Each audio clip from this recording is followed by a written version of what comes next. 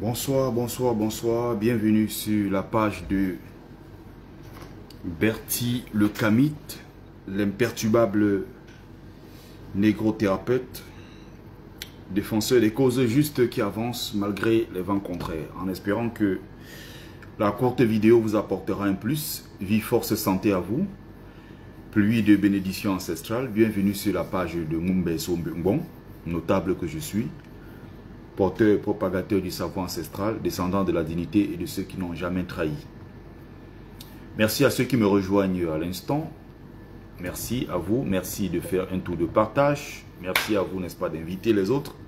On va discuter pendant, on va dire, 30-40 minutes maximum sur l'actualité politique au Cameroun.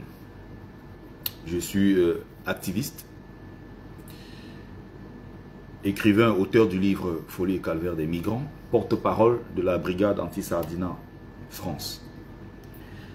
Alors, il y a une cacophonie gouvernementale à Yaoundé. C'est chaud entre Sardina et Yaoundé. Les différentes factions, n'est-ce pas, au sein même de l'appareil de l'État, commencent, n'est-ce pas, ils commencent à s'affronter, si vous voulez. Il y a eu une première communication au courant de la journée. La communication de René Emmanuel Sadi, qui est le communicant officiel, qui est porte-parole du gouvernement camerounais. Il dit ceci: Paul Biya sera candidat, mais peut-être pas. Mais une chose est sûre, Paul Biya, c'est du 50-50.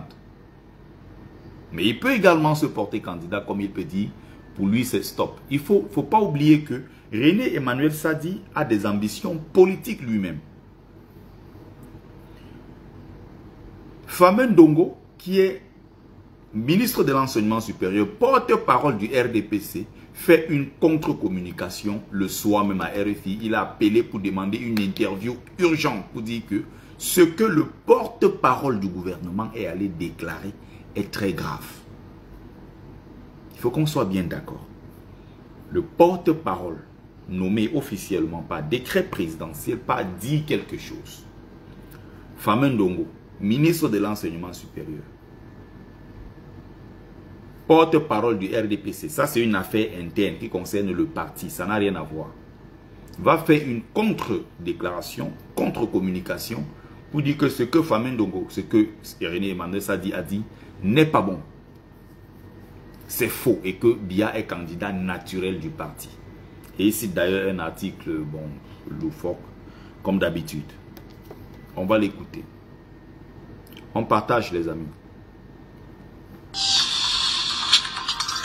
Excusez-moi, si je peux, je ne sais pas si j'ai eu le temps de sauvegarder la vidéo parce que j'ai un peu fait le direct. J'ai un peu fait le direct à la hâte. Il aurait été mieux qu'on commence par le communiqué, n'est-ce pas? Le communiqué d'Emmanuel Sadi pour ceux qui n'ont pas écouté. Alors malheureusement, la vidéo se trouve dans l'autre téléphone. Comment je peux le retrouver sur la toile? Est-ce que c'est possible de retrouver ça sur la toile? Je ne sais pas. Mais toujours est-il que si je vous fais un résumé, un bref résumé. Alors, un bref résumé. Emmanuel Sadi disait que c'est du 50-50. Donc, Biya peut se lever un matin, il dit que bon, il va rentrer au village. Comme Biya peut se lever et dire je serai candidat. Sauf que l'autre va dire plutôt que non, il est candidat naturel. Donc, il y a déjà des frictions, il y a déjà des clans, des différentes factions qui s'affrontent. Et ça donne ce que vous voyez là. Vous voyez? Donc maintenant, on va revenir sur le communiqué, le contre-communiqué, n'est-ce pas, de Emmanuel, de Famen Dongo. On partage, on partage. Merci à vous d'écouter Radio France Internationale. Il est 20h30 à Paris, 19h30 à Yaoundé, 18h30 en temps universel.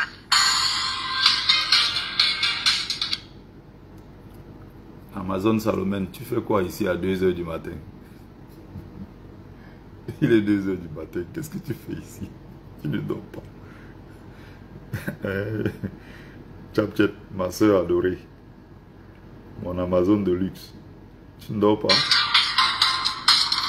Myriam Photo, bonsoir.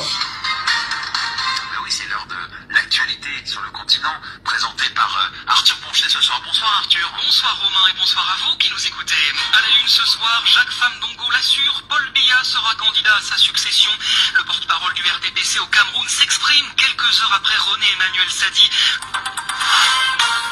À 4 mois de la présidentielle, Paul Biya sera-t-il candidat à sa propre succession au Cameroun? Ce soir, le porte-parole du parti au pouvoir RDPC, Jacques Famdongo, il est sûr à 100% que le chef de l'État sera candidat à sa succession. Il affirme en effet que comme Paul Biya est le président national du RDPC, il est automatiquement, selon les statuts de ce parti, le candidat du RDPC à la présidentielle. Le candidat du RDPC est désigné. Article 27, alinéa 3 des statuts du parti. Que dit cet article? Le président national du RDPC est le candidat du parti à l'élection présidentielle. Il est le candidat, et je le dis de manière catégorique. Mais formellement, comment le RDPC peut-il prendre une telle décision? Je l'ai dit de manière catégorique. Mais qui est Famdongo pour le dire de manière catégorique? C'est ça la vraie question de fond. Lui, il est porte-parole du RDPC. Ça veut dire qu'il parle pour un parti politique. Il ne parle pas pour un État. Il ne parle pas pour un gouvernement. Or, le porte-parole officiel qui parle au nom du gouvernement camerounais dit que c'est du 50-50. Parce qu'il a ses propres ambitions. Mais puisqu'il a la protection du clan des Essingamboulou, il est du même village que Paul Biya. Ils sont tous ensemble là-bas dans le sud. On est bien d'accord qu'on peut donner le titre honorifique à quelqu'un. Mais les vrais communicants qui tiennent l'appareil, c'est ceux du clan très proche comme les Mvondo Ayolo, qui sont du clan proche et qui sont du même village que Paul Biya. Ce sont eux qui tiennent le pays. C'est-à-dire qu'on peut prendre un fanfaron qu'on appelle Nyat, quoi là, on appelle encore comment? Difendi Marcel, on met président du Sénat. En réalité, c'est juste du maquillage. Nyat ne dirige rien au Sénat. Il ne tient même pas des réunions. Il ne prend aucune décision. C'est son suppléant immédiat qui prend toutes les décisions. Et il est du clan des Essingans qui prend le contrôle. Donc regardez l'arrogance avec laquelle il s'exprime sur un dossier qui ne le concerne pas. Il est comité central du RDPC, porte-parole du parti RDPC. Il n'est pas du tout porte-parole du gouvernement. Or là, RFI pose les questions au porte-parole officiel du gouvernement Cameroun. C'est un peu comme Atangandi qui passe son temps à parler, à menacer les gens. On va revenir sur le document Atangandi. Mais Atangandi parle, il menace les gens. Mais il menace les gens en tant que qui? Atangandi n'est que ministre de l'administration territoriale. Ça veut dire quoi? Sur des questions gouvernementales, la parole qui compte, le discours qui est retenu, la position qui est retenue est celle d'Emmanuel Sadi parce que c'est le communicant officiel du gouvernement camerounais. Mais il y a souvent, on le surpasse, il y a des gens qui font des dépassements de fonctions, qui parlent à sa place. C'est exactement ce que Famdongo est en train de faire ici. Il va faire une contre-communication. Alors que Sadi est le porte-parole officiel du parti, quand il dit quelque chose, ça veut dire que le gouvernement camerounais a dit ceci.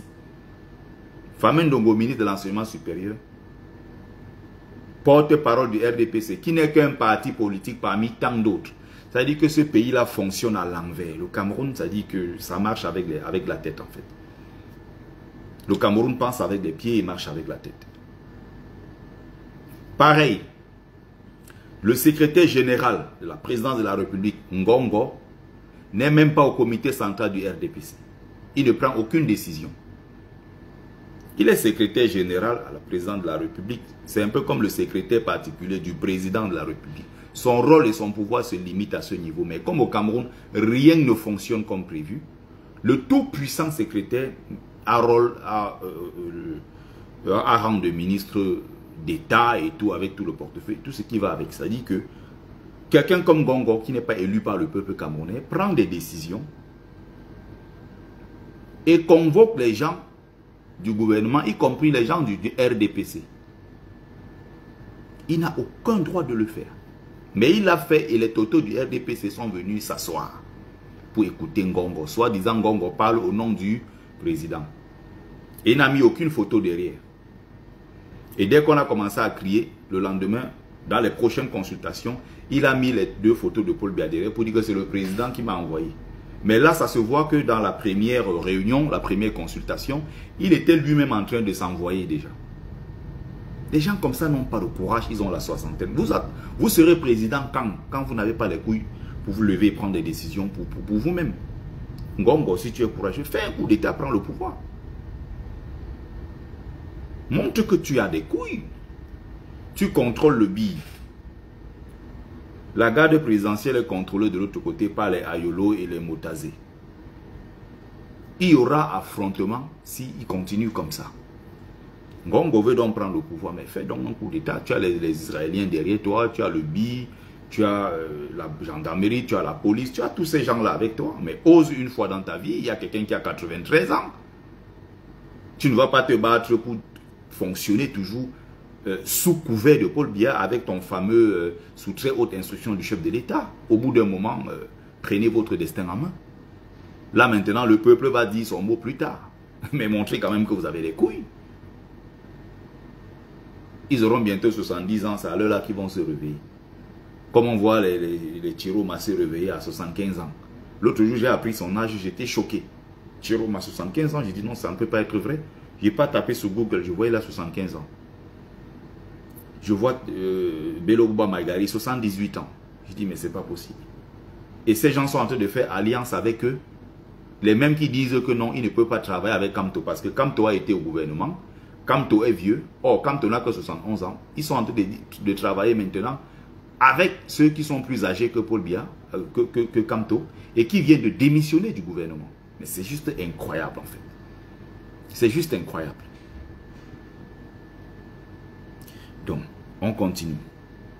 Est-ce lors d'un congrès? Est-ce lors d'un comité central? Est-ce lors d'un bureau politique? On n'a pas besoin d'un congrès, on n'a pas besoin d'autre chose. Nous avons nos statuts. On n'a pas besoin d'un congrès. Or, c'est bien clair sur d'autres articles que le président national, celui qui représente le parti à l'élection, doit être élu lors d'un congrès du parti. Le dernier congrès a eu lieu, on ne sait pas quand, depuis 2010, 2011, quelque chose comme ça. Dernier conseil des ministres, il y a 14-13 ans aujourd'hui. Biya n'a plus rencontré plusieurs ministres qui sont venus, jusqu'à d'autres sont même morts sans rencontrer Paul Biya. Il y a quand même des gens qui se battent pour que Paul Biya soit encore candidat à 93 ans.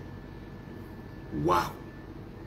C'est le droit positif. C'est-à-dire que l'article 27 des statuts du parti ne laisse planer aucun doute. Le président national du RDPC est le candidat à l'élection présidentielle. Donc il y a zéro chance qu'il y ait un autre candidat du RDPC à la présidentielle d'octobre.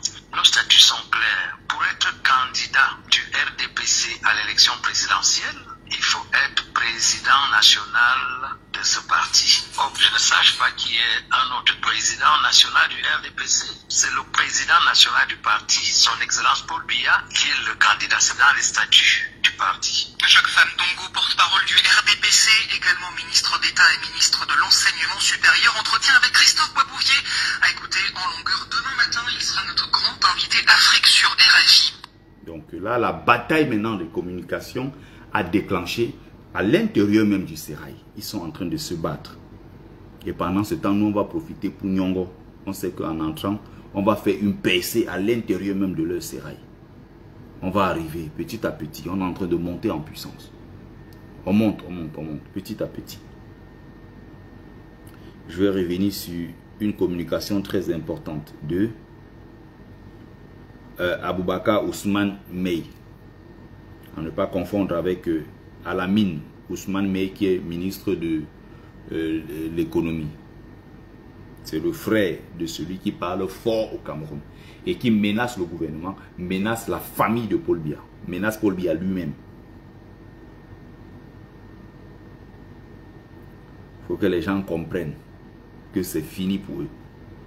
S'ils ne veulent pas anticiper, ça c'est leur problème. Ils vont finir par comprendre. C'est-à-dire que il faut qu'on soit très clair. Hein. Il faut qu'on se comprenne très bien. On va aller pas à pas. Je commence d'abord par rappeler ici que bonsoir Franck Aïb, bonsoir Vanessa Yonke, Edmond Kouam, bonsoir, bonsoir, bonsoir. Amba, Alain Roche qui est toujours au rendez-vous. Salut, Gilles Yumbi, bonsoir. Alors, je veux prendre un exemple très simple. Avant de parler du communiqué, avant de vous lire et faire une petite analyse de ce communiqué, je ne dirais même pas d'Atangandi, du ministère de l'administration territoriale. Atangandi ici, contrairement à ses autres communiqués, il y a quelque chose qui se passe à l'intérieur qui montre qu'il a peur. En réalité, les leaders du Nord sont en train de tendre un piège au RDPC. Et le RDPC est en train d'éviter ce piège-là. Les leaders du Nord ne se cachent pas, ils veulent prendre le pouvoir. Ils sont dans une logique de conquête du pouvoir. Et ils ne se cachent pas, pour le dire.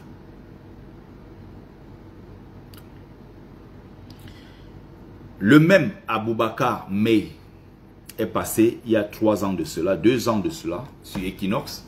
Il a dit ceci. Le Grand Nord va sortir le nucléaire. Nous attendons tout simplement que Biya termine son mandat. Pour l'instant, Biya est là parce que c'est notre père Aïdjo qui l'a mis là-bas. On le laisse pour l'instant. Mais sachez que le moment venu, le Grand Nord va sortir le nucléaire et nous aurons un rôle très important à jouer lors des prochaines élections. Il a dit ça à Equinox en regardant comme ça droit dans les yeux des millions de téléspectateurs. Il est sorti de là, il est reparti tranquillement chez lui. Il a fait plusieurs déclarations du même type dans d'autres chaînes de télévision et même dans les médias privés, la presse écrite et tout. Il vit à Yaoundé, hein. Donc il parle comme ça, il ne se cache pas. On le voit à la briqueterie en train de manger le soya. Il sort là, il n'a pas de garde, il n'a rien, il marche dans Yaoundé. Personne ne l'a jamais inquiété. Et il a dit ça sur Equinox. Ils ont commencé à menacer d'autres chaînes, ils ont menacé Equinox, ils n'ont pas menacé lui-même. Mais de quoi ont-ils peur? C'est la question qu'il faut se poser. Mais pourquoi Aboubakar Mey a le courage de dire ce genre de choses à plusieurs reprises et il n'est pas inquiété? Pourquoi il dit ça vivant à Yaoundé? Il ne fait peur, personne ne l'arrête. Alors que quand Kamto veut même se m'entousser, on arrête, on garde en prison. Pourquoi Aboubakar Ousmane Mey peut se permettre un tel discours sans être inquiété? Qu'est-ce qui se passe entre-temps? Il avait dit ça que le Grand Nord va sortir le nucléaire. Et voilà ça à 3 mois des élections. Il commence à avoir des défections au sein du RDPC allié. Qu'est-ce qui se passe? Il va à la télé, Equinox encore, il est invité. Il redit la même chose. Et cette fois-ci, il va plus loin. Son frère est ministre. Hein. J'ai dit, Aboubakar Mey, là, c'est le fils du père qu'on appelait Mey. Le père même. Qui était le gouverneur du Grand Nord. À l'époque, c'était qu'une grande partie, une seule région. Ce n'était pas divisé en 3 comme maintenant. Pour des raisons électoralistes du RDPC. Et tous ces trucs-là. C'était l'ami intime d'Aïdjo. C'était lui comme le patron, le roi du Grand Nord. Ce sont ces enfants-là. Aboubakar Ousmane Mey ne panique pas. Il parle étant à Yaoundé. Il parle à la briqueterie, là il mange son soya. Vous savez ce qui s'est passé? Les forces de sécurité camerounaises ont donné interdiction aux policiers de passer auprès de lui.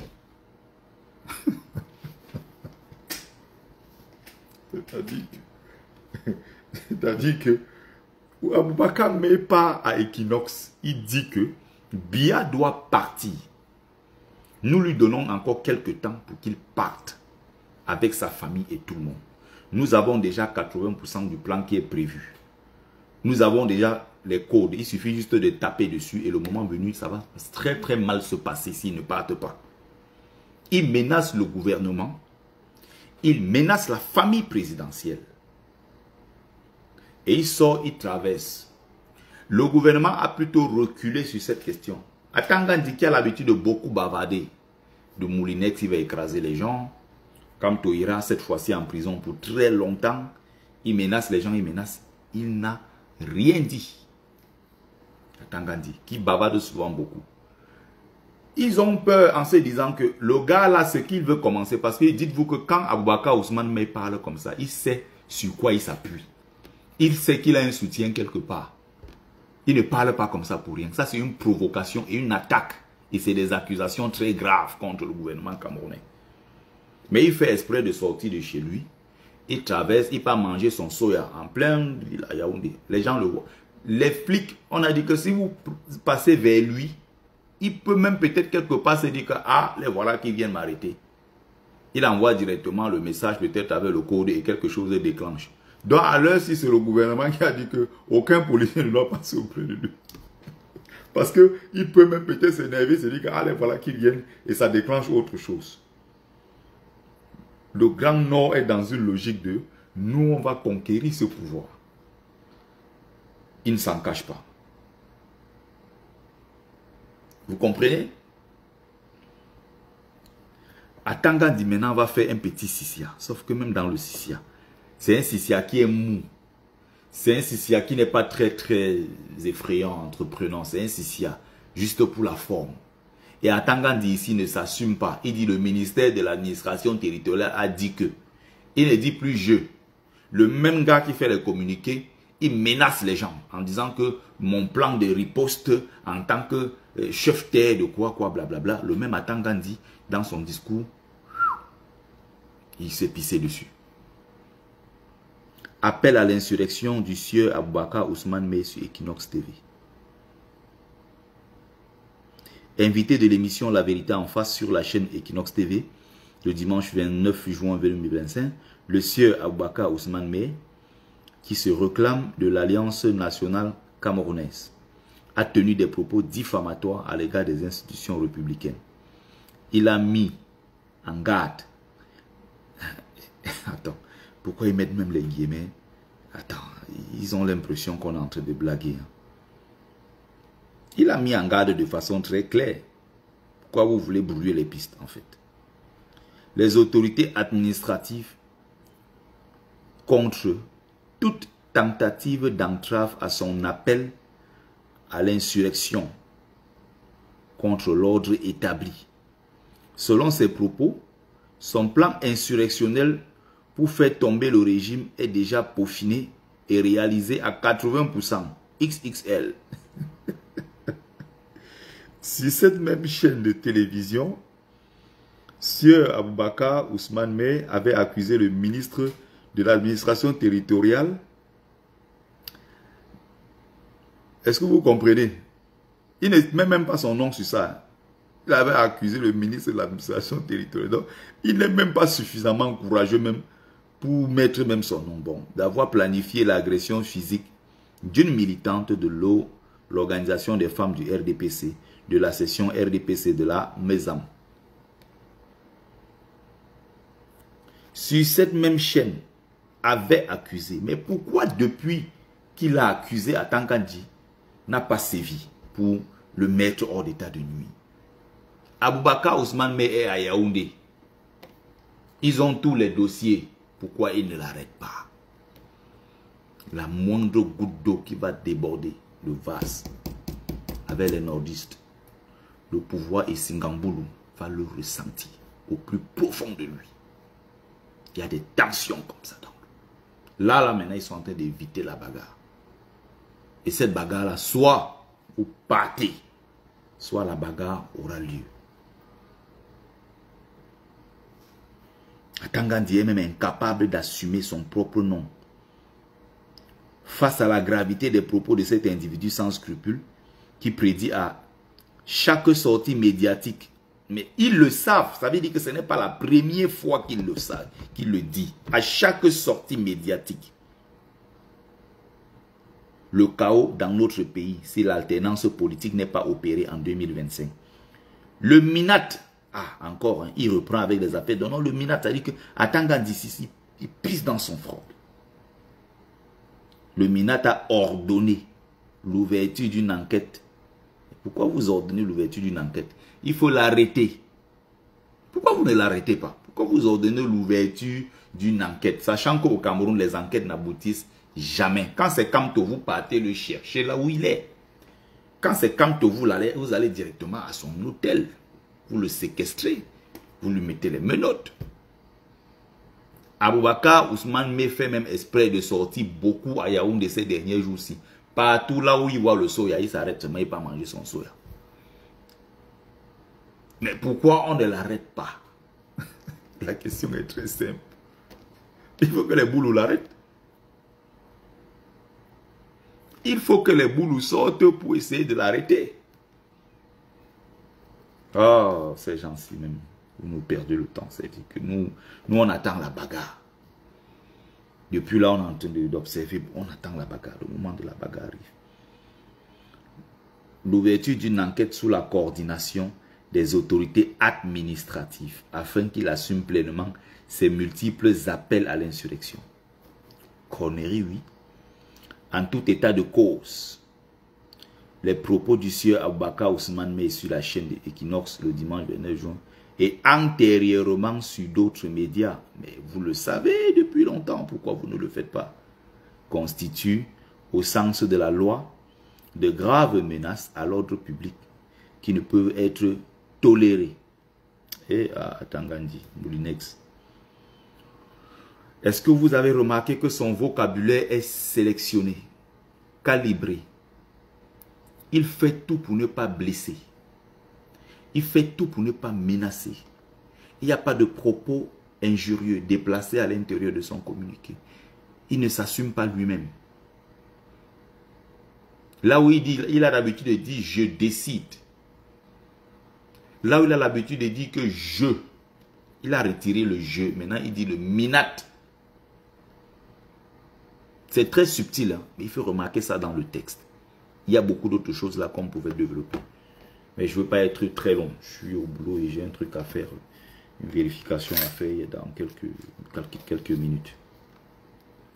Qu'est-ce que tout cela nous apprend? Qu'est-ce que nous pouvons tirer de tout ce qui est en train de se passer? Est-ce que nous sommes prêts? Est-ce que tu as ta carte électorale? Le corps électoral sera convoqué d'ici peu. Dans les jours qui suivent, là, on a 3-4 jours maximum. Convocation du corps électoral. Dépôt de candidature des partis politiques.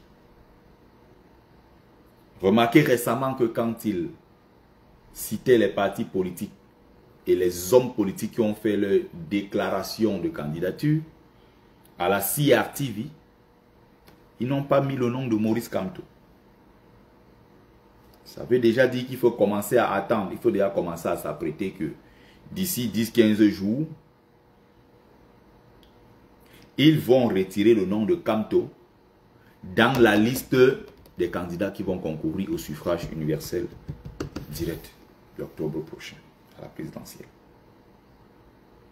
Bon, une fois qu'ils vont annoncer que Kamto n'est pas candidat, là maintenant, c'est une autre bagarre qui commence. Parce que nous, on attend la bagarre.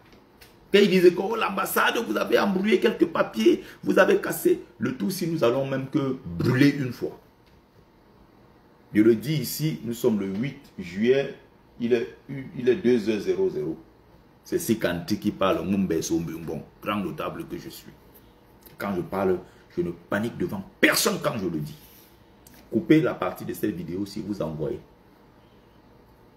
Que les papiers qu'on avait embrouillés là, c'est rien. Cette fois-ci, on va brûler. Et vous allez partir.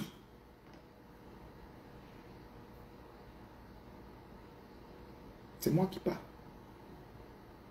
Ou certains pensent qu'on peut avoir peur de leur dire certaines choses. Je parle, je suis là, je marche partout en France. Il n'y a aucun endroit que moi, je peux cela. Moi, m'empêcher d'y aller parce que j'ai peur de quelques lilliputiens, quelques troubadours. Nous allons bagarrer bientôt. Ça sera terrible, ce qui s'annonce si vous ne partez pas. L'élection où on parle, c'est l'élection prétexte pour déclencher la bagarre. Donc, si vous voulez déclencher la bagarre plus vite, déclenchez la bagarre en disant que Maurice Kamto n'ira pas aux élections. il n'y aura pas d'élection. Ce qui va se passer, va se passer.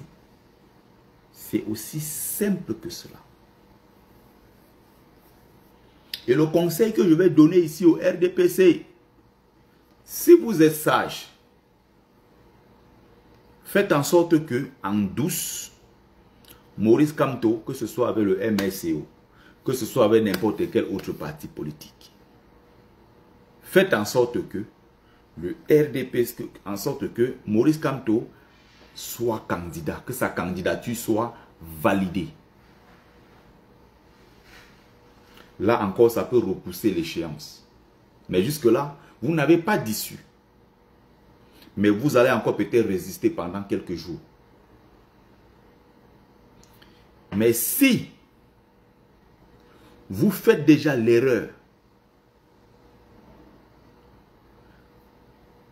d'empêcher Maurice Kamto d'être candidat, ses partisans, sympathisants et tout, n'est-ce pas, le rouleau compresseur se met en route pour faire pression sur le RDPC pour la candidature de Maurice Kamto.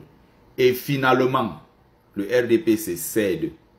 C'est que vous avez tout perdu. C'est le début de la défaite.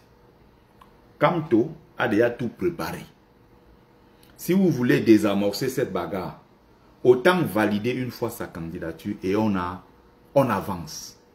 Mais si vous faites l'erreur de dire que Kamto ne sera pas candidat, il vous traîne au Conseil constitutionnel, il met son rouleau compresseur en route, il vous met sous pression et voyant que vous êtes dos au mur, vous finissez par reculer en disant que non, il sera finalement candidat. Là, vous aurez perdu. C'est-à-dire que même le peu de crédibilité qui vous restait, le peu de militants encore, je ne dirais même pas téméraires, mais j'appellerais ces militants des militants suicidaires. Parce que là où on est en train de partir, là, vous allez dans le suicide. Vous n'allez pas vous en sortir. Il n'y a aucune issue. Et bientôt, vous serez en exil, soit en prison, soit ça sera la mort pour certains. 3 issues. Prison, l'exil ou la mort. C'est ce qui vous attend. Donc, soyez très sages, RDPC. Parce que même vos fidèles, les derniers suicidaires qui veulent encore défendre le RDPC en 2025, ils vont perdre toute crédibilité. Si ils disent Kamto ne part pas, finalement Kamto fait pression, il y a le rouleau compresseur. Et quand je dis rouleau compresseur, je ne compte pas sur Amnesty International, je ne compte pas sur Human Rights Watch, communauté de blablabla et toutes ces bêtises qu'on appelle organisation internationale. C'est pour ça que j'avais dit ici en 2019, il faut qu'on se batte contre le régime de façon ouverte, en mobilisant le maximum de personnes pour qu'on dégage ces gens-là et que la bagarre commence. Je crois que si on avait engagé cette bagarre depuis 2019, on n'en serait pas là. Le président élu a dit que non, il faut qu'on reste dans le strict cadre de la loi. La loi, la loi, la loi. Il était question qu'on dégage les ambassadeurs de merde qui étaient ici, là. On les dégage tous. Vous comprenez? Il était question qu'on dégage tous ces gens-là. Il y a même des choses qui se sont passées en interne que nous ne pouvons pas dire ici sur la place publique. Mais de ce qui a été dit sur la place publique, que Paul-Éric King lui-même avait dit en tant que directeur de campagne de Maurice Kamto, nomme les ambassadeurs. On allait venir les sortir comme ça, on sort comme ça, on met dans le sac Bandiok, on envoie, on jette ça quelque part là-bas. Ils sont les qui? Ils sont combien? Ils disent qu'ils veulent faire la bagarre avec 30 millions de Camerounais. Ils sont les qui? C'est un petit noyau comme ça. Si on veut les dégager, on se met ensemble, on va tous les dégager. Mahmouda Youbas, il faut que tu me dises pourquoi. Abouaka Ousmane m'a dit que le rouleau, il va sortir le nucléaire. Il est à Yaoundé. Pourquoi les autorités ne l'arrêtent pas? Jusqu'à présent, je veux comprendre ça. Quand c'est Kamto, on l'arrête. Pourquoi May? On n'arrête pas Boubacar May. Pourquoi on ne menace pas son frère qui est ministre? Alors que Aboubakar May, depuis qu'il a dit ça, il provoque à Yaoundé partout, on le voit en train de manger du soya. À gauche, à droite, il parle. Il part à la briqueterie, là-bas manger le soya. Les policiers le voient, tout le monde fuit. Il était question que on arrête tous ces gens-là. Des gens que on nomme l'ambassadeur. Tous ces gens, si on part, on les arrête, on met dehors, on prend les ambassadeurs, on les met là. Maintenant, les affaires, et le président élu lui-même l'a compris.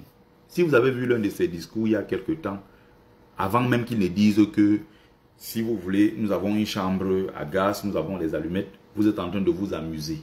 J'ai supplié, j'ai dit pardon, mais cette fois-ci, si vous essayez, on va tous mourir, peut-être la génération d'après qui va reconstruire le Cameroun. Avant que le président Kamto ne le dise, il avait fait une autre conférence à Yaoundé sur place où il disait ceci. Si vous entendez qu'il y a eu des problèmes dans ce pays et que le système s'est maintenu, sachez que la communauté internationale aura contribué au maintien de cette dictature au Cameroun. Okay? Ça veut dire que Maurice Kamto a fini par comprendre. Parce que la vérité, c'est qu'au départ, il a toujours cru, en tant que juriste, que les organisations internationales allaient faire pression sur le régime en place. Or, on n'est pas dans un système comme en Côte d'Ivoire, où c'est les élections à 2 tours, comme au Sénégal, où c'est les élections à 2 tours. On est dans un pays où c'est les élections à 1 tour. Biapa, il tape, il dit j'ai gagné, point. Il n'y a pas 2 organismes qui s'opposent, comme en Côte d'Ivoire. Il y avait 2 organismes, la communauté, il y avait, ça s'appelle le comité quoi, électoral indépendante, et il y avait une autre commission là qui était chargée d'annoncer les résultats. Ce qui va créer le choc, c'est qu'il y a d'un côté, ceux qui disent, il y a l'organisme qui dit que Laurent Gbagbo a gagné, de l'autre côté, quelqu'un dit Ado a gagné. Du moins, les 2 organismes s'affrontent. Et maintenant, dans les résultats, on est déjà là au 2e tour là. Au Sénégal, ils ont dit non, il n'y aura pas élection.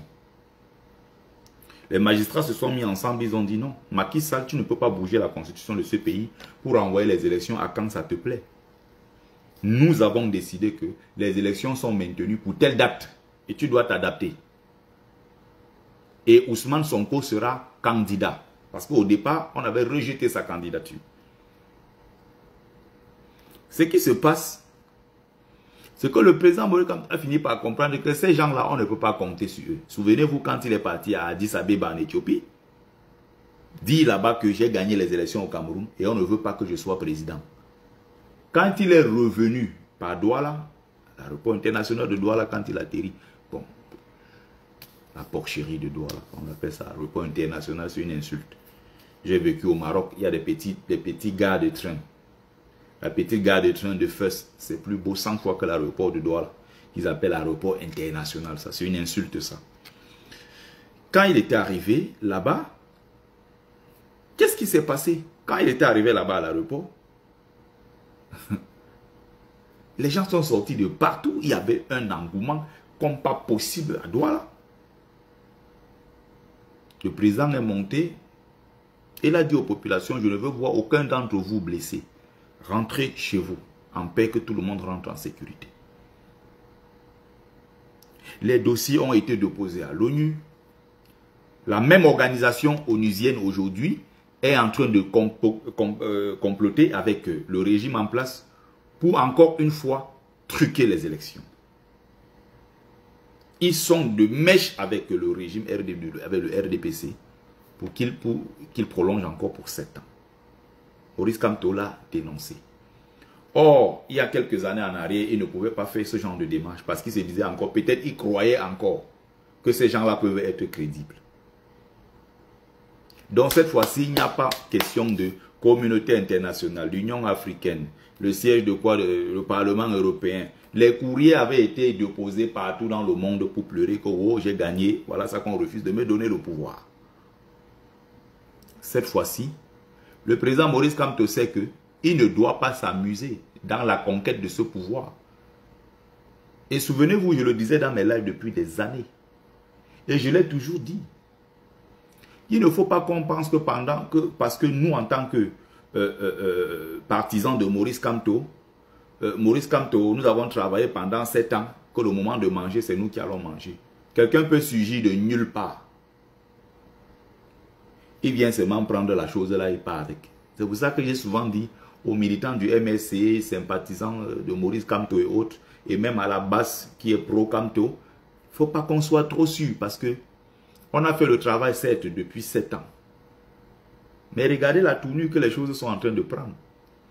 Donc, si nous, on ne s'engage pas à le prendre, les autres vont prendre. Donc, si Paul ne fait pas l'effort qu'il faut pour aller conquérir ce pouvoir, Jean-Pierre va prendre. Si Jean-Pierre ne fait pas les efforts qu'il faut pour aller conquérir ce pouvoir, Aoudou va prendre. Si Essomé ne fait pas l'effort qu'il faut pour aller conquérir ce pouvoir, quelqu'un d'autre va prendre. Il faut qu'on se mette ça dans la tête. Ce n'est pas parce que nous, on se bat depuis 7 ans que nous sommes prioritaires. Il y a une bagarre qu'il faut mener. La bagarre clé. C'est la bagarre de la dernière minute. Et ça compte, ce qui compte, ce n'est pas le général. Ce qu'on a fait depuis 7 ans, ce qui compte, c'est les détails. Est-ce que tu as la meilleure formule pour atteindre le cœur du pouvoir et aller le récupérer pour le sécuriser? C'est ce qui compte. Donc le président Kamto lui-même sait qu'il est sous pression. Et que si à un moment, il va encore revenir avec les affaires de discours, les gens ne seront pas là pour attendre les affaires de discours de « Oh, je prends à témoin la communauté internationale ». C'est fini ça. Je le dis ici depuis des années, vous pouvez retrouver ça dans mes anciennes vidéos. Qu'il ne faut pas qu'on soit naïf en pensant que parce qu'on s'est battu depuis 7 ans, on est prioritaire. Qu'est-ce qui se passe aujourd'hui? Issa Chiroma a démissionné. Bello Bouba a démissionné. Aujourd'hui, ils sont en train de mettre en place un système. Ils veulent intégrer ça dans la tête des gens que le nouveau leader de l'opposition, ne parlons même pas beaucoup de Bello, on va se parler plus de Issa Chiroma, qui est même le visage qui est le plus connu. Le nom qui est le plus connu, et d'ailleurs, pour certains qui l'aiment et d'autres qui le détestent. Parce que Bello, encore une fois, c'est quelqu'un qui ne parle pas beaucoup. C'est quelqu'un dont les Camerounais, parfois, beaucoup n'ont même pas en tête qui est Bello Bouba. Les gens ne connaissent même pas qui c'est. Or, en termes d'implantation, c'est un parti politique, UNDP, qui est bien implanté au Cameroun. Moi, je suis de Njombe Pendia, donc dans le Mungo. Les partis qui ont toujours gagné les élections chez nous dans le Mungo, qui étaient de l'opposition, la vraie opposition qui détestait le RDPC, c'était le SDF. Toutes les mairies de chez nous, la députation, mairie, tout ça, c'était toujours le SDF. Le RDPC est arrivé très tardivement dans le Mungo. C'était toujours le SDF qui gagnait. Soit c'était l'UNDP. Soit d'autres petits partis politiques qu'on créait comme ça de toutes parts, qui venaient gagner. Comme Paul-Éric King est venu gagner avec une histoire de MMP, quoi, un truc à la con comme ça. Mais l'UNDP, quand c'était véritablement le vrai UNDP de Bello, le Bello qu'on a connu à l'époque, avant qu'il ne parte maintenant se ranger définitivement derrière Paul Biya, quand il s'est rangé définitivement derrière lui pour dire, bon, désormais je suis avec toi, on a fait la coalition, moi j'ai mon portefeuille de ministre que je garde, et puis on fait notre deal politique. Il y a certains qui se sont désengagés. L'UNDP est devenu moins populaire, moins rayonnant, un peu dans le Mungo. Mais sinon, en termes d'implantation, c'est un parti qui a bougé le Cameroun et qui a encore des élus. Sauf que maintenant, quand on parle d'une personnalité qui est un peu plus connue et plus populaire aussi dans le Nord, Issa Chiroma, quoi qu'on dise, c'est un bandit, il a volé, il a détourné l'argent, Issa Chiroma est avec lui, il mange depuis 20 ans, on va dire tout ce qu'on veut. Ils disent maintenant qu'ils ont le dossier de Chiroma. Ils ont sorti les photos de Issa Chiroma avec les menottes. Sauf que Chiroma est là, il est même à Yaoundé. Personne n'a le courage d'aller l'arrêter. Vous ne l'arrêtez pas, pourquoi? C'est ça que j'ai envie de comprendre depuis. Les boulous. Les boulous, ils ont un problème. Le système des Essingans, ils ont un véritable problème. Si c'était Kamto comme ça, c'est qu'il a encore dingue depuis. Si c'était un militant du MSC, c'est que même au fond du trou, on allait le chercher. Issa Chiroma parle, il est là. Abaka Ousmane vient vous narguer sur Equinox en direct. Il dit que Chantou doit partir et qu'ils ont le code qui vont sortir le nucléaire. À Tangandi fait un simple communiqué, il n'est même pas capable d'assumer ses propos. Quand c'était Kamto, il a dit qu'il va sortir le Moulinex. Il a dit que cette fois-ci, Kamto va rentrer en prison et pour très longtemps.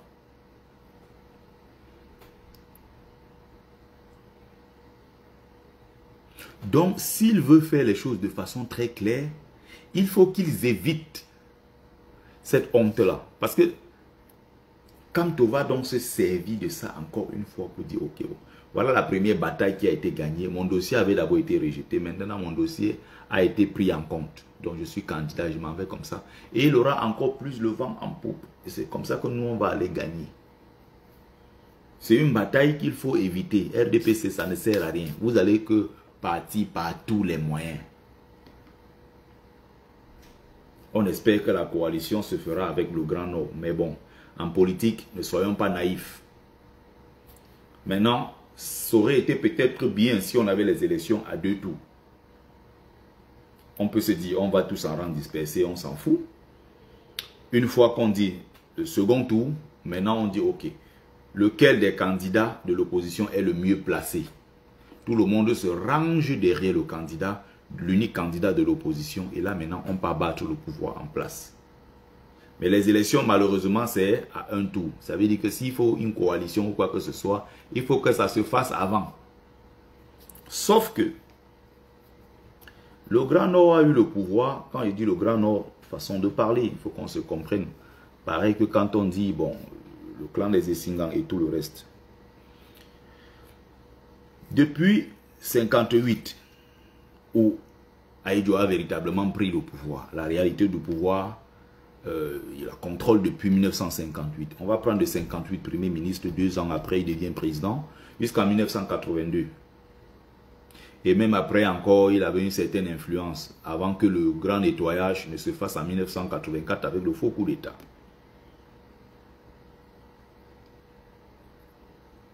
Ahidjo, pendant cette période, a fait sa part qu'il pouvait faire. Il y a le passif, hein, parce que je ne suis pas un Bamileke en tomate sans caleçon comme beaucoup. Je ne peux pas être un Bamileke qui va sanctifier Ahidjo.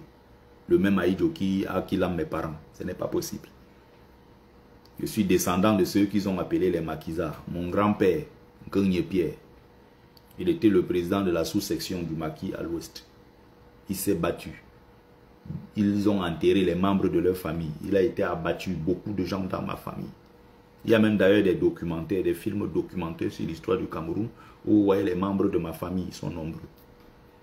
Je suis d'ailleurs en train de travailler sur cette question-là.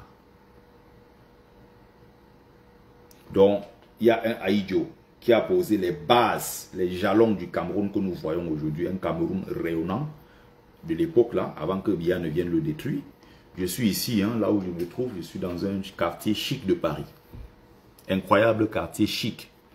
Si vous allez là, après la rue qui est juste là, la rue parallèle, juste après, vous tombez sur une grande rue et vous avez là-bas, à l'époque, le siège même de la Camer. C'était là-bas. Quartier chic de Paris. Regardez où se trouve l'ambassade du Cameroun à Paris. C'est dans le 16e arrondissement. C'est l'une des villes les plus chères au monde. Le mètre carré de terrain là-bas, on ne vous dit pas. Regardez le joyau architectural que c'est. Regardez dans quel quartier l'ambassade du Cameroun en Angleterre. Regardez aux États-Unis, regardez partout. Il y a des ambassades de certains pays africains ici, dans des quartiers poubelles. C'est vous dire l'idée qu'Ahidjo avait du Cameroun à l'époque. Il a pris là, il a mis là. Là. Biya est venu, il a pris là, il a remis au sous-sol. Donc on est obligé maintenant de reprendre tous les morceaux, recoller pour pouvoir remonter. Le tissu industriel avait été créé sous Ahidjo, les premières institutions, tout le reste, tout ce travail qui avait été fait, le travail de pacification à un certain moment, on a relancé, on a mis les bases de l'économie, le pays fonctionnait, tout était bien jusqu'à ce que Ahidjo décide un matin, je ne sais pas ce qu'il avait fumé ce jour-là, de nous mettre dans la merde. Sa femme lui dit non, le gars là est dangereux, il n'écoute pas. Il y a deux nordistes qui s'étaient déplacés jusqu'à la dernière minute pour dire que nous on veut rencontrer Ahidjo, qu'il ne fasse pas l'erreur avec Biya. Il a dit non, non, non, non, non, les deux là. Sa femme l'a réveillé à plusieurs reprises, il a dit non.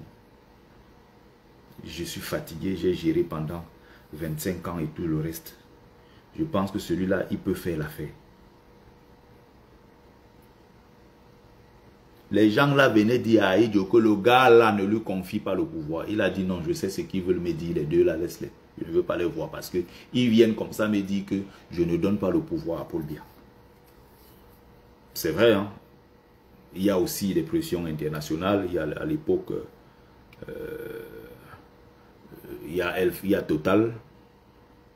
Il y a Total avec le directeur de Total à l'époque qui fait pression. Il y a le réseau France-Africain. Tout ça en fait qui fait pression pour que Ahidjo laisse le pouvoir et que Paul Biya prenne le pouvoir parce qu'il avait été déjà coopté. Vous voyez, pendant toute cette période-là, quand le Grand Nord a perdu le pouvoir, il y a eu le Sud qui a pris le pouvoir. Or, il y a toujours des gens qui se disent, bon, le Cameroun c'est le Nord et le Sud. Non, le Cameroun ce n'est pas le Nord et le Sud. Le Cameroun c'est aussi l'Est, le Cameroun c'est aussi l'Ouest. Or, du point de vue des nordistes, ils ont donné le pouvoir aux sudistes. Sauf que le Grand Sud dont ils parlent là, ce n'est pas le Grand Sud en réalité. C'est le Sud des Boulous. Ils ont donné le pouvoir au Sud, c'est-à-dire dans une région de Boulou. C'est là-bas que le pouvoir est parti. Le pouvoir n'est pas là à l'Ouest. Ce n'est pas parce qu'il y a des mendiants comme Jean de Dieu, Diable Momo, les mendiants comme les, comment on appelle, Nyadi Fendi, les mendiants comme les Ketchakoutes. Ce n'est pas parce que ces gens-là sont là-bas avec Biya que vous allez dire que l'Ouest, on a donné le pouvoir à l'Ouest. Il y a combien de Sawa dans ce gouvernement?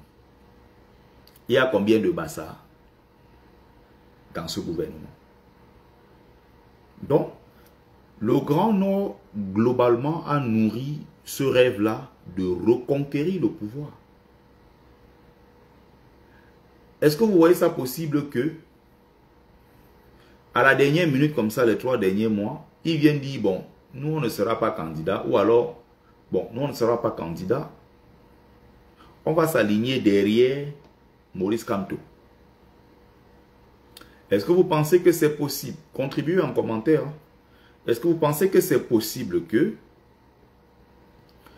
Kamto se soit battu pendant 7 ans et il vient à 3 mois des élections dit bon, je ne peux pas être candidat parce que je pense que celui qui est mieux placé pour gagner c'est Tiroma ou Bello. Bon, je m'aligne derrière Tiroma ou Bello.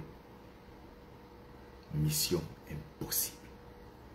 Nous d'abord on va en vouloir à Kamto que mais tu nous as traîné dans cette histoire pendant 7 ans pour venir à la dernière minute nous dire que tu ne peux pas être candidat, tu donnes ta voix à tel.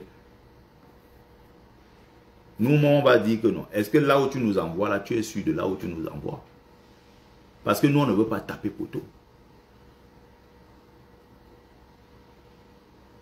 Et ce n'est pas parce que quand on va dire que mettez-vous derrière tel que nous, on va se mettre derrière tel.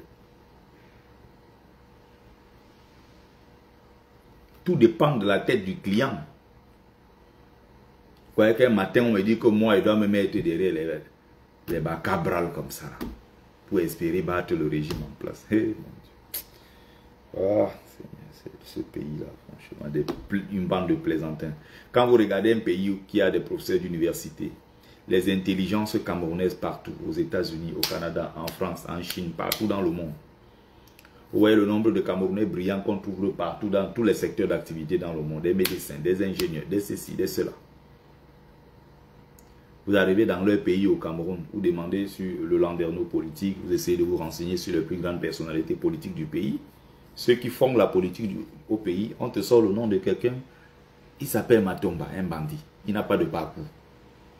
Vous faites ça comment? D'avoir des grands professeurs d'université sur place au Cameroun. Les intelligences ont peur de s'engager en politique. Vous avez laissé le terrain aux voyous, ben les voyous vont occuper ce terrain. Si vous ne pouvez pas prendre vos responsabilités, vous qui avez été à l'école, vous qui avez cette intelligence, vous qui avez cette culture de la politique, vous qui connaissez, vous connaissez, vous connaissez, vous connaissez. Au lieu de jouer votre rôle d'éclaireur de la société, vous vous êtes confiné dans des petits postes où on vous donne des 300 000 au mois, vous êtes content, votre vie s'arrête là. Vous avez fait 30 ans d'études sur les bancs pour venir vous aligner derrière un gars qui est Feyman, qui vous dit qu'il est député. Votre école là, ça a servi à quoi? Vous êtes au Cameroun, vous dites, vous avez fait des études, vous avez des bacs plus 25, vous parlez des gros français sur les plateaux de télévision, vous avez une vendeuse de mèches qui est députée. Nouran Foster. Vous avez des Cabral. Cabral qui n'a aucun parcours. Tu demandes ses études, est-ce qu'on peut avoir une traçabilité? Cabral a travaillé où dans sa vie? Parce que pour être président d'un pays, il faut d'abord servir. Il a servi où? Il a fait ses preuves où? Cabral a travaillé où? On lui a donné le fonds pour une petite épicerie. Même l'épicerie, il a détourné les fonds en tant qu'étudiant. Étant sur les bancs. Cabral nous a inventé une histoire ici d'une grande société ouverte en Côte d'Ivoire.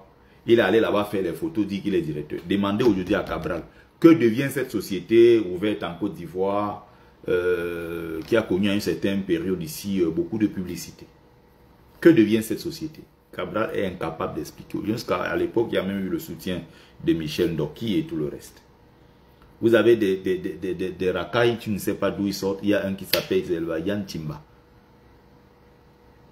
Tu ne sais pas si celui-là a payé son loyer ou pas. Des gens qui ont du mal à payer le loyer, des voyous sortent de partout. Ils disent qu'il va être président au Cameroun. Ça, c'est une insulte.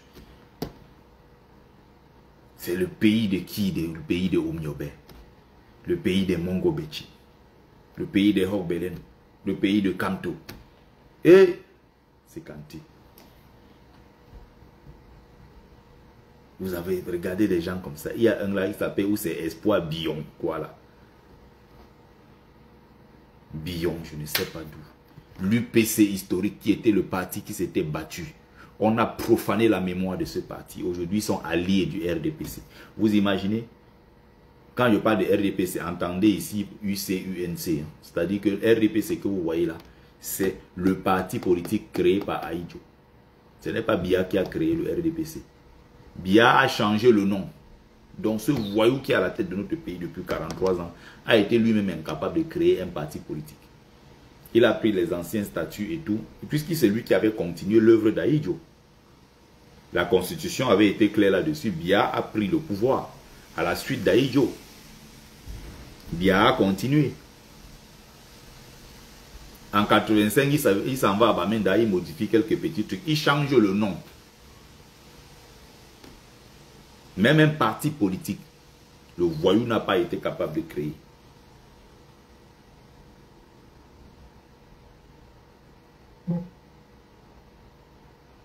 Voilà ce que devient notre pays, le Cameroun.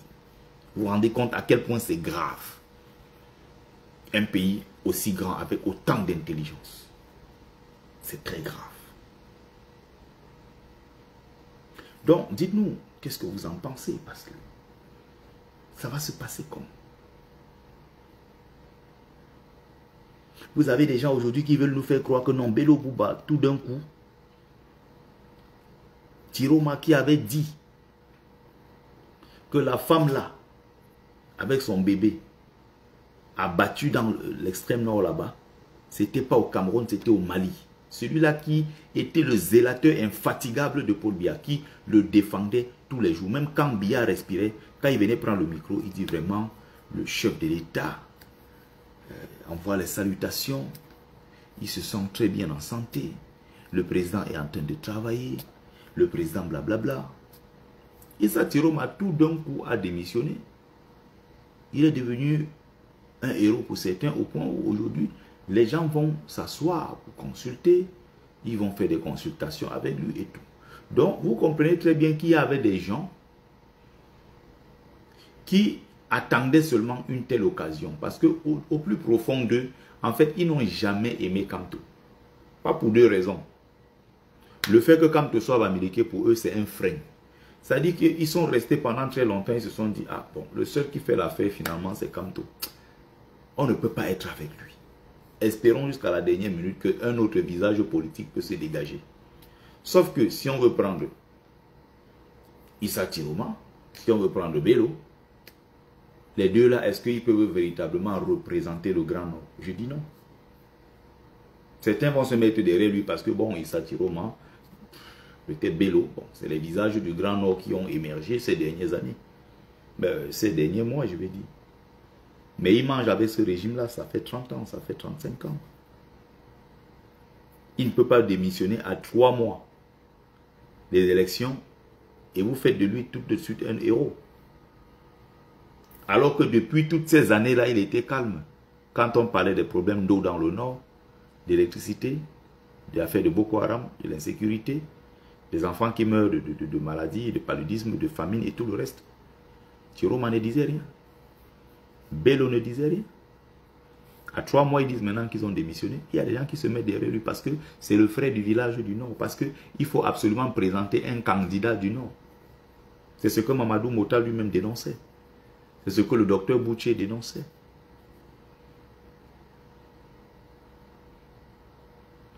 Moi, j'aurais préféré l'émergence d'un autre visage dans le Nord beaucoup plus crédible. Un autre visage beaucoup plus jeune, beaucoup plus crédible. Mais ces gars-là que je vois là, Tiroma, Bello. Mais, est-ce que c'est dans ce sens-là qu'il faut regarder les choses à proprement parler? Non. Si c'est ceux-là qui sont mieux placés, je ne sais pas parmi les deux, hein, je dis toujours, ça peut arriver pour tout, peu importe. Si demain c'est Bello, si demain c'est Tiroma, et que le RDPC est renversé, ça c'est notre priorité des priorités. C'est-à-dire que ce soit même le diable, peu importe. Il faut d'abord que le RDPC soit mis hors d'état de nuire. C'est un travail. Hein? C'est tout un travail. J'ai l'impression que les gens ne mesurent même pas ce qui nous attend. Que ce soit Kamto demain président, que ce soit Cabral, que ce soit, je ne sais pas, Tiroma, que ce soit, je ne sais pas qui d'autre. Parce qu'il y a un nom là qu'on cite beaucoup, Alamine May, qui est le ministre de l'économie, le frère d'Aboubakar May, qui est un peu très fort dans son discours depuis quelques années d'ailleurs. Bon, les gens le citent, mais il est encore dans le gouvernement. Il n'a pas démissionné. On ne sait pas ce qui se passe, on ne sait pas ce qu'il prépare. Mais une chose est sûre, c'est qu'il faut d'abord que le RDPC parte. Et quand il disait que ça ne sera pas facile, ça ne sera pas facile. Pourquoi? Parce que le prochain président du Cameroun aura beaucoup à faire. Il y a plusieurs luttes à mener et sur plusieurs fronts.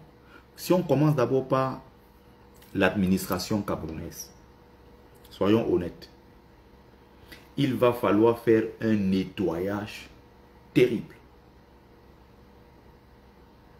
dans l'administration camerounaise. Il y a des gens qui ont 85, 90 ans qui travaillent encore, soi-disant. On doit les arrêter. Ils doivent rembourser l'argent là dans les caisses. On dit, ok, tu étais censé aller à la retraite, à quel âge, je ne sais plus combien. Tu as encore travaillé 10 ans au-dessus. Les 10 ans là, on reprend tout ça, on met dans les caisses pour former les enfants qui vont travailler. Parce que les enfants là sont jeunes, ils ont la force. On prend un père de 90 ans qui est encore père de la police, Martin Barganguiri, le père de la police. Il a 93 ans. Donc il faut comprendre. Qu'est-ce qu'on fait concrètement? C'est ça. Vous avez une administration qui est prise en otage par le clan des Essingans. Avec un seul coup de fil, Makarna, on met des gens à des postes clés de l'administration. Donc si demain, prenons Cabral président, ou demain, prenons Tiroma président, il arrive là-bas, ou prenons Kamto président, ou prenons je ne sais qui. Il arrive là-bas, il s'installe, il dit bon, je signe un décret pour que telle chose doit se faire à tel endroit. Le sous-préfet là-bas qui s'appelle Oona, il appelle le préfet qui s'appelle Nguini. Et l'autre appelle le magistrat qui s'appelle Onana. L'autre appelle le procureur, je ne sais pas qui d'autre. Entre eux dans l'administration, ils décident qu'ils ne vont pas appliquer.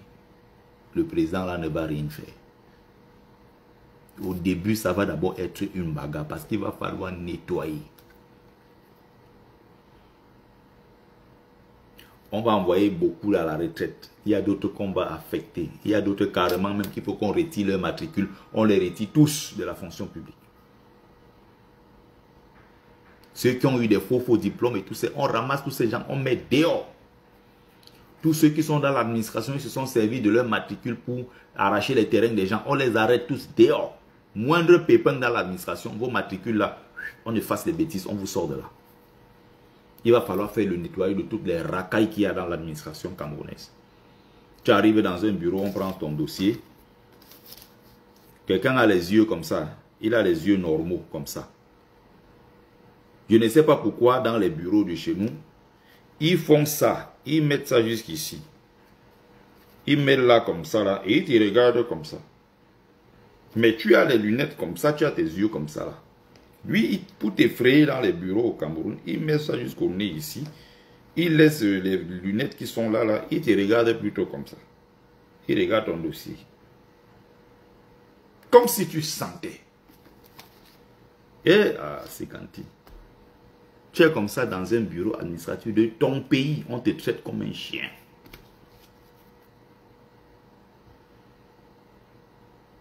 Donc, dites-vous que demain, ça peut être même comme toi. Il dit que je prends une décision comme ça. Le clan des Essingam dit que nous, on n'applique pas ça. Ça va être une bagarre terrible. Parce que tout ce qu'ils ont comme espoir est en train de s'écrouler. La capitale, Yaoundé, c'est chez eux comme ils disent. Ils ne voient pas Yaoundé comme la capitale de tout le Cameroun. Non, ils voient Yaoundé comme leur village. Et donc, si c'est un Bamileke, on dit, attends, quand le Bamileke ne peut pas venir nous donner les ordres chez nous, pour lui, la notion d'État n'existe pas. C'est son village, Yaoundé. Et parfois, celui qui te dit ça est Boulou. Or, Yaoundé, c'est le centre. Boulou, c'est dans le sud. Même Biya lui-même à Yaoundé est un étranger. D'ailleurs, les gens du centre, pour certains, ne supportent même pas Paul Biya. Ils te disent que celui-là, c'est un étranger sur notre sol. Mais comme c'est la grande famille, on s'entend quand il faut être contre les autres. Mais quand ils sont entre eux, ils disent les vérités. Les gens qu'on appelle les Manguissa, tout ça, les trucs là, les Bachenga et tout ça, ils sont loin là-bas. Les étones là, dans Tézé Bouloum. Pour eux-mêmes, les étones là, même, c'est des métissés ratés avec les Bamileke, avec le sang mélangé là. Eux-mêmes qui se considèrent comme les nobles boulous, ils n'entrent pas dans ces choses-là. Est-ce que vous avez vu dans ces choses-là, vous avez entendu un étonne dans ça? Ils ont quelle décision? Ils peuvent prendre quelle décision au sein du Sérail? Rien du tout. Vous avez vu les étonnes dans ça? Est-ce que vous êtes allé sur la page de Fridolin Key? Est-ce que vous avez suivi la vidéo où Fridolin Key disait que... La vidéo dans laquelle Fridolin Key disait ceci. Si Martinez Zogo était un boulot, on n'allait jamais faire ce qu'on a fait sur lui. On a fait ça à Martinez Zogo parce que Zogo est étonné. Les suprémacistes au boulot ont pris le pays en otage. Ce n'est pas normal. Ces gens-là doivent partir. Ils ont trop de mépris pour notre tribu, nous les étonnes. C'est Fridolin qui dit ça, ce n'est pas moi qui dis. Mais je sais que comme c'est moi qui dis et que je suis Bamileke, ils vont dire que celui-là, il est sur le tribalisme. Bon, à quoi que je m'en fous complètement. Ce que vous pensez de moi, ça ne change même pas, je ne sais même pas quoi dire. Vous ne m'intéressez pas. Vous pouvez bavarder, ça c'est votre problème. Depuis combien d'années, nous on parle étant clair dans nos propos, on n'a pas peur de qui que ce soit. Et en plus, je suis notable. Donc quand je parle avec la puissance et la bénédiction de tous les ancêtres méritants qui sont derrière moi et qui me disent que Mumbeso, bon, va faire ton travail, va parler. Les gens qui pensent pouvoir m'effrayer, vous êtes de qui? Quelqu'un perd la route un jour, il sort devant moi, je fais comme ça, je claque comme ça là, il sort comme il traverse là, il ne rentre plus jamais chez lui. Je claque comme ça là, il disparaît. C'est les qui ça? Je les entends sur les réseaux sociaux, ils s'agitent et tout. Je claque comme ça là, je vous rends fou. Des malades comme ça là, qui, quand moi je parle quelque part, nous les initiés, quand nous parlons, vous avez des voyous sur les réseaux sociaux qui se lèvent, quand nous parlons, ils viennent aussi parler. Ils sont les qui? Quand quelqu'un comme moi parle, des petits tordus, des lilliputiens, ils viennent parler quand nous les géants nous parlons.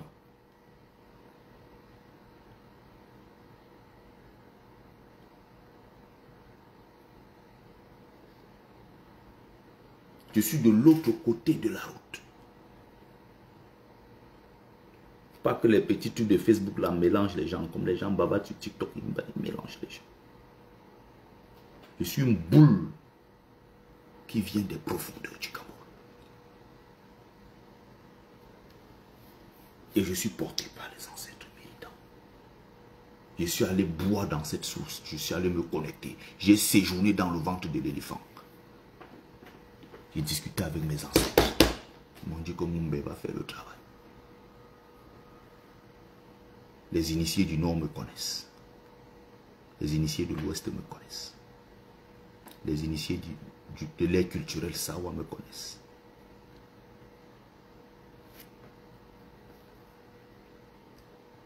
Les initiés, même Fambeti Boulou, me connaissent.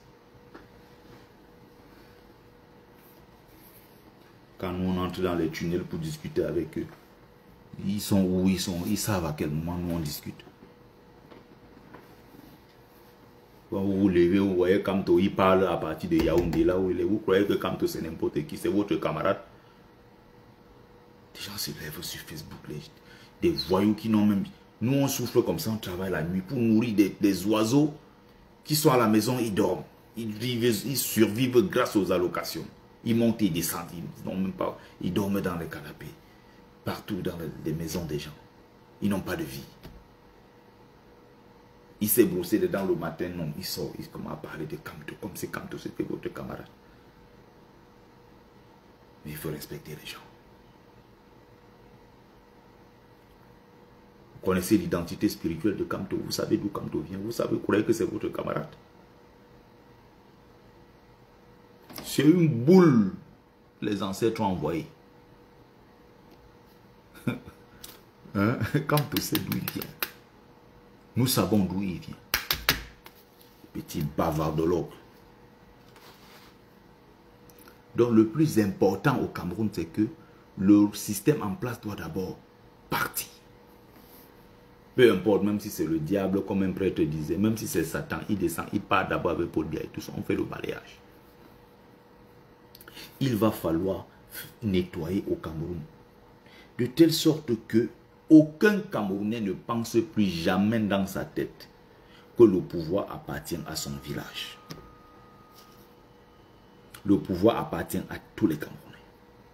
Et faire en sorte que ce soit un mandat renouvelable une seule fois, après tu dégages.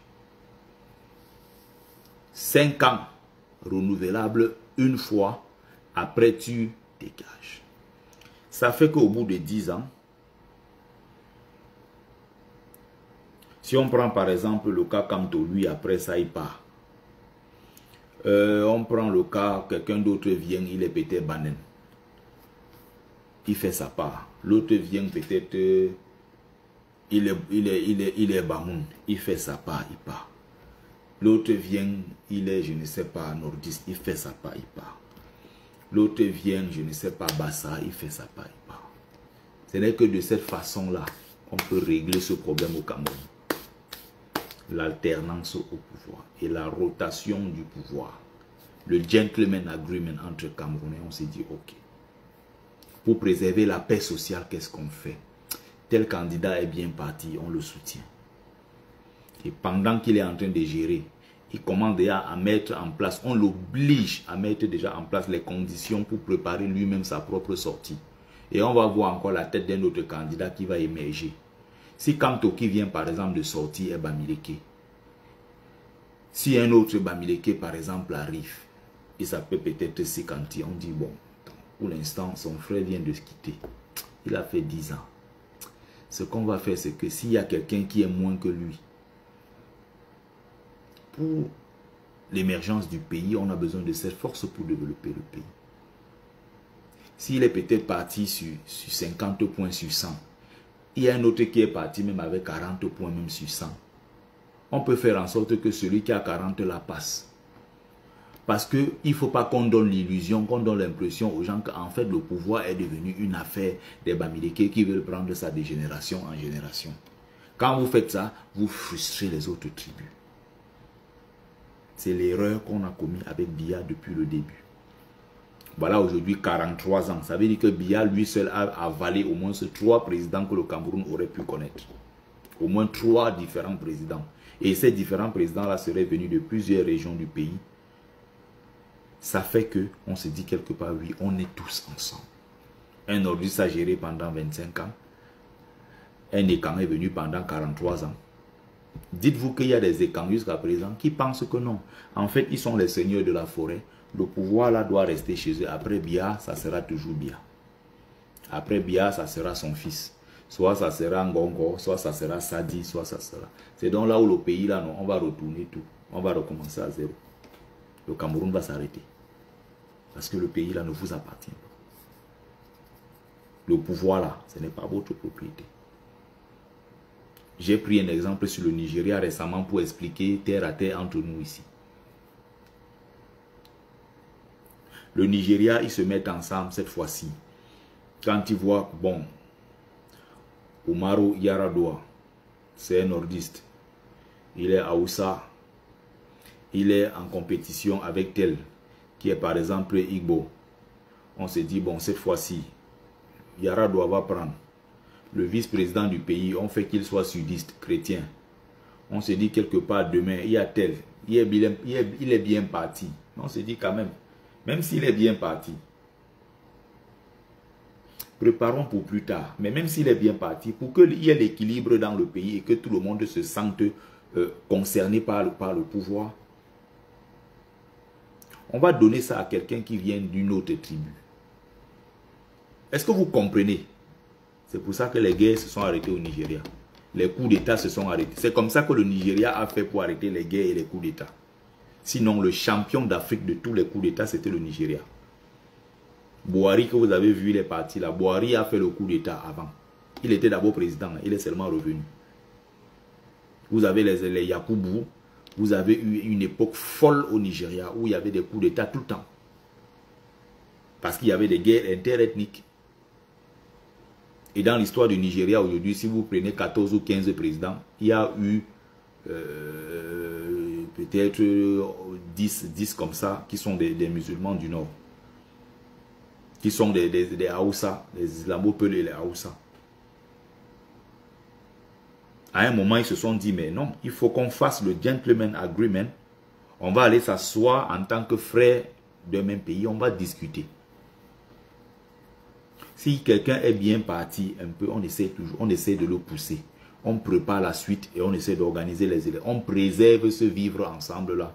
C'est pour ça qu'on évite les coups d'État au Nigeria. Tous les 4 ans, un mandat renouvelable. Après ça, tu t'en vas. On a organisé quand même les choses de façon vraiment équitable un peu au Nigeria. Il y a une loi, hein, ce n'est pas une loi écrite. Elle n'est pas écrite quelque part. Mais c'est une entente, n'est-ce pas, entre les fils de la même maison. Ils se disent pour préserver la maison commune qui est le Nigeria, comment on fait? C'est de cette façon-là que l'autre est devenu président. Quelqu'un qui s'appelle Goodluck Jonathan. Goodluck Jonathan est de l'ethnie ultra minoritaire, les Ijao. Si tu vas même au Nigeria, tu demandes les Ijao. Ils sont combien? Il n'y en a presque pas. Il y a des grands groupes, les Yoruba, où il y avait un autre grand groupe, les Igbo. Vous avez ceux du Nord, généralement les Haoussa, les Kanuri, et les Peul et tout ça. Bon, eux, ils disent que c'est le Grand Nord tout simplement. Vous avez des millions de musulmans, des millions de chrétiens. Et à un moment, comme vous avez vu là, le prochain président, vous voyez souvent, il y a l'ethnie parfois qui fait basculer les élections, selon ça dépend. Il y avait Michael Obi qui était très bien parti, lui c'est un Igbo. Après ça, il y a eu le bandit qui est là maintenant, qui dort dans tous les sommets. On l'appelle comment? Le bandit du Nigeria actuel là. Je ne suis même pas sûr qu'il va faire 2 mandats. Quand il est arrivé, puisque Buhari s'est retiré, il ne pouvait plus continuer de toute façon selon la constitution. Quand on a vu que le président actuel était en train de monter, je ne sais même plus comment il s'appelle là, Tinubu, Bola Tinubu. Moi j'ai fait une analyse ici très claire avant même que les élections, les résultats des élections ne sortent. Moi je suivais tout ça au Nigeria. De très près, je vous ai dit que celui qui va gagner, c'est Tinubu. Pourquoi? Parce que la grande partie du Nord s'étant retirée à un certain moment. Bola Tinubu, c'est un Yoruba, mais c'est un Yoruba musulman. En fait, c'est un pays, c'est une tribu qui est, on peut dire ça, à cheval. Il y a 60% à peu près comme ça, des Yoruba qui sont chrétiens et une bonne partie musulmane. C'est-à-dire que quand il y a un frère, par exemple, du Nord qui est musulman, Parfois, les Yoruba se mettent ensemble pour soutenir le musulman du Nord. Donc, imaginez déjà une grande partie du Nord musulman, plus maintenant 40 à 45% de la population Yoruba qui est aussi musulmane. Quand ils penchent pour un candidat, c'est plier les élections au Nigeria très rapidement. Il y a des moments où il y a quand même un gentleman agreement qui se joue. On se dit, bon, on ne peut pas tel autre. Parce qu'ils savent que s'ils font la même chose à chaque fois, ça ne va pas plaire aux gens, aux autres. On dit les anglophones, ils sont aussi camerounais, ils ont aussi le droit de goûter à cette chose publique. Même si je veux dire, c'est le gâteau national, c'est pour tout le monde. Il ne faut pas qu'on frustre les gens. Quand vous voyez encore en 2025, il y a des gens qui chantent un Bamileke ne sera jamais président. Comme si nous on était moins camerounais que les autres. Or, quand on prélève les impôts, les taxes et tout, on ne dit pas il y a un Camerounais moins qui paye moins, un autre qui va payer plus. On paye tous la même chose parce que pour remplir cette assiette fiscale nationale, c'est l'affaire de tous les Camerounais. Ok. Au moment de prendre le pouvoir, quelqu'un te rappelle que non, tu es de telle tribu, tu ne seras jamais président. C'est ça qui radicalise les gens. C'est ça qui crée des frustrations. Et ce n'est pas bon. Et ce n'est pas bon. Donc, je crois avoir dit l'essentiel. Alors, je suis à 1h20 déjà. Je vais parler plus loin que cela. Oh, je vais prendre un bon petit thé, ça va me faire du bien. Donc, qu'on se comprenne, mes frères, encore une fois. Ce qui nous intéresse, ce que nous avons de plus précieux, c'est le Cameroun. C'est notre pays, le Cameroun. C'est le bien le plus précieux que nous avons. Étant ici à l'étranger, on souffre comme on souffre là, mais dans notre tête à chaque fois, c'est le Cameroun. Parfois, j'ai même l'impression que je suis en France, mais je vis au Cameroun. Je respire Cameroun matin, midi et soir. Je me dis, mais comment faire pour que ce pays-là change? Comment faire pour que moi, quand je touche mon salaire, que je ne sorte pas pratiquement les 1 tiers pour envoyer au Cameroun? Parce qu'il y a des problèmes de l'école a fait ci, la santé a fait ça, tel oncle est malade, tel ceci. Il faut contribuer. Il faut. Mes collègues de service ici qui sont marocains, quand on arrive à la fin du mois, chacun prend son salaire. Il dépense dans son pays moins que moi. Pourquoi? Parce que son pays a déjà presque tout. Donc son salaire, c'est pour lui. On ne va pas l'appeler pour dire que quelqu'un est tombé malade au Maroc d'urgence, il faut envoyer l'argent. Le système de sécurité sociale marocain s'occupe déjà de ces maladies et tout ce genre de choses. On ne va pas appeler pour dire que non, l'enfant là-bas au Maroc n'est pas allé à l'école. Non, il y a l'école gratuite et obligatoire pour tous. Même les enfants handicapés, ils ont des écoles spécialisées. J'ai été au Maroc, je ne raconte pas des conneries. J'ai vécu là-bas, je vois comment ça fonctionnait. C'est comme ici, vous avez des bus, des enfants qui sont malades et tout. Ils ont une école spécialisée avec des éducateurs spécialisés. Il y a un bus qui les prend, on vient devant chaque porte. On dépose chaque enfant pour qu'il rejoigne sa famille. Le matin, on vient, on prend l'enfant, on amène à l'école. Vous n'allez pas voir la honte qu'on voit au Cameroun. Dès qu'il y a un moindre pépin, les Camerounais se mettent sur TikTok. Oh, on va cotiser pour aider tel artiste. Vous allez voir ça au Maroc. On dit qu'un artiste est malade. Les Marocains sont sur TikTok avec Facebook en train de pleurer. Ils ont mis des liens pour dire qu'on cotise pour soigner cet artiste. Vous pouvez voir la honte comme ça dans des pays comme ça où il y a quand même beaucoup de sérieux. Est-ce que le Maroc est plus riche que le Cameroun avec tout ce que nous avons comme richesse? Le Maroc a le tourisme et quelques poissons dans la mer et un peu de phosphate, ça s'arrête là, ils n'ont rien du tout. Mais regardez leur niveau de développement.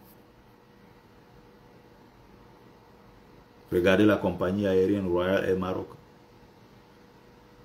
Notre Cameroun, c'est quoi là? Cameco.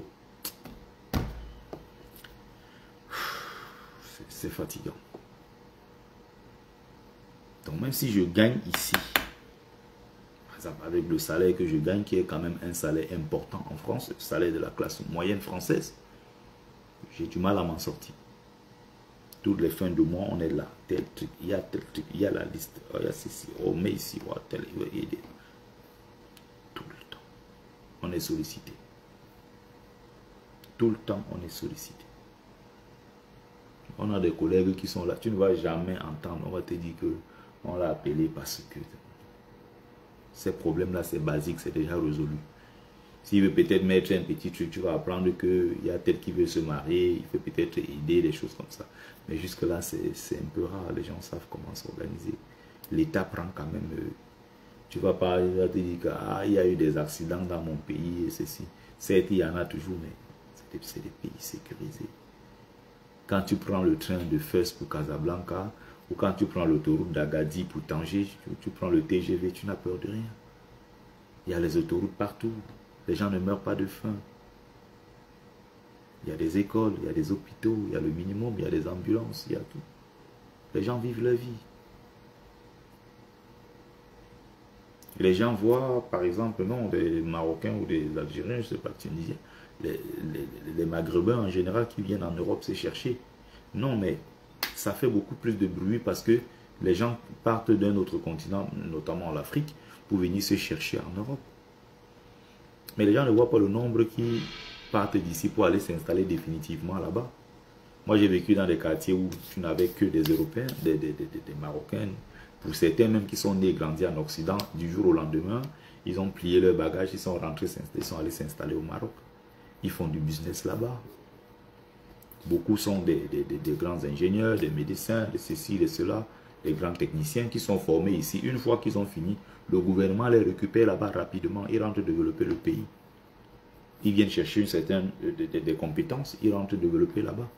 Quand vous regardez le chemin, le TGV qui part d'Agadir pour Tanger, des centaines de kilomètres, c'est des ingénieurs, des ingénieurs marocains qui construisent ces trains, qui construisent ces chemins de fer. C'est des gars qui ont des formations solides. Et quand on parlait des meilleurs techniciens, des meilleurs qui étaient polytechniciens en France, il y avait les Marocains et les Camerounais. Quand tu entendais Camerounais dans les polytechniques, même jusqu'aujourd'hui, regardez les dernières listes de polytechniques de Lyon. Il y avait beaucoup de Camerounais parmi. Quand on disait Cameroun, même jusqu'aujourd'hui, quand on dit Cameroun, on entend d'abord par Cameroun compétence. Pendant que les autres rentrent chez eux au Maroc développer leur pays, les nôtres restent ici prendre les salaires qu'on leur donne. Même s'ils ne sont pas contents, ils restent quand même là parce que Biya a décidé de fermer la route, de bloquer la diaspora. Comment on va donc retourner avec ces compétences? Si tu arrives au Cameroun, on te prend, on met là, on te donne 300 000 ou 250 000. Et on prend quelqu'un qui est venu parce que c'est son frère du village qui a appelé. L'autre a appelé parce qu'il y a un oncle à Yaoundé qui a le pouvoir. Ou bien il y a quelqu'un qui est sorti de je ne sais où, de Bafoussam, parce que la famille a cotisé. On a dit qu'allons acheter le concours. Ou tel est venu de je ne sais quel parti avec des faux diplômes. On ne sait même pas comment ça se passe. On le met au-dessus de toi, il devient ton chef. Mais c'est un parfait incompétent. Je connais beaucoup de gens qui sont partis d'ici, ils sont arrivés au Cameroun, ils ont dit ça ne vaut pas la peine. Ils sont encore rentrés en courant. Or, quand ils partaient d'ici, ils étaient zélés. Bon, l'Europe, ça devient du n'importe quoi. Ah bah, je vous raconte, non. Le Cameroun, c'est l'Afrique, l'avenir c'est l'Afrique, l'avenir c'est là-bas, l'Afrique, le monde de demain dépendra de l'Afrique, l'Afrique il y a toujours du business, il y a des choses à faire, le Cameroun, blablabla, l'Afrique, blablabla. Le même discours quand on part, quand on arrive là-bas on échoue, on revient la queue entre les jambes, on ne dit plus rien, on vient s'asseoir, on reprend sa vie ici. Alors que quand on partait on était enthousiaste. Limite même on était insultant envers par exemple la France, l'Allemagne ou d'autres pays européens si vous voulez. Mais au bout d'un moment il faut qu'on dise la vérité aux gens. Le système en place a décidé d'empêcher la diaspora de retourner. Tu ne peux pas avoir la double nationalité. Quand tu reviens on te complique la vie. Vous imaginez combien de gens travaillent ici. Ils souffrent. Tu mets 20 millions à disposition pour acheter un terrain. Et tu arrives au Cameroun, on t'arnaque. 50 millions, 60 millions, 70 millions. Les gens s'endettent ici sur 10 ans, 15 ans. Ils partent au Cameroun avec tout leur argent. Ils mettent dans un projet. Un matin, le projet tombe à l'eau. Comment le projet est tombé à l'eau? Il y a un gars à Yaoundé qui a décidé que je vais m'asseoir sur ce dossier. Tu prends les marchandises, tout, tu mets dans un conteneur, tu envoies, ça arrive au port. Quelqu'un décide, tu payes ici, tu payes.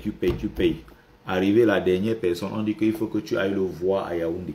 Il a décidé de s'asseoir sur le dossier. Si tu ne donnes pas ces 3 millions de chocos, il ne signe pas le document. Regardez comment on tue un pays. Lui qui est venu là, est venu avec marchandise peut-être qui coûtait 2 millions. Puisqu'il a trop dépensé 4 millions pour la même marchandise, il s'est dit, bon, maintenant je vais récupérer mon argent. Lui aussi, il double les prix. Finalement, c'est le simple consommateur qui va payer cher pour un truc qui ne coûtait pas trop cher. Pourquoi? Parce qu'il y a des gens dans les bureaux là-bas assis qui ont décidé de manger. Tu arrives dans des quartiers, on te dit, voici les quartiers des douaniers. En 3 ans dans la douane, il t'a construit une maison de 100 millions. Il prend cet argent là où? Comment tu peux construire une maison de 100 millions de francs en l'espace de 3 ans seulement dans la douane? Où est-ce que tu prends cet argent? Comment on fait donc pour changer ces choses? Bon, je vais m'arrêter là. Merci à ceux qui ont pris le temps de regarder ce live. C'était Bertie le Kamite, l'imperturbable négro-thérapeute, défenseur des causes justes qui avance malgré les vents contraires, en espérant que ça vous a plu. Vie, force, santé à vous, lui des bénédictions ancestrales. C'était Mumbeso Mbungbon, notable que je suis, porteur propagateur du savoir ancestral, descendant de la dignité et de ceux qui n'ont jamais trahi. Otep, Otep, Otep.